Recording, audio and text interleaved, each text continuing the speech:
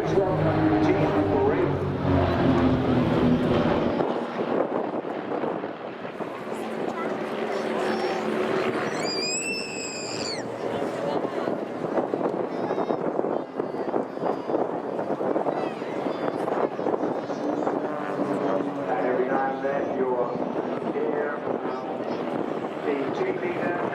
And the work required to keep this in formation succinctly, snugly, and almost effortlessly is a lot more work than you actually realise. But of course, this bunch of aviators have all been working together for years, consistently silent up front there, leading the formation.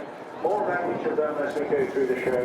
Number 2, Patrick Wilson, in third place, E12. Gerald Williams, well-known rugby player, Russ E12, and Mark Southern there bringing up numbers 4, 5 and 6. So completing their first manoeuvre, now finishing their Delta underside pass. These terrific kit-built aircraft have got great performance, maximum speed around 230 miles an hour. But good G limits of +6 and -3, making it a very good aerobatic performer as well. But it's also a good tourer. It's a very comfortable cockpit area and a bit of room for your baggage as well.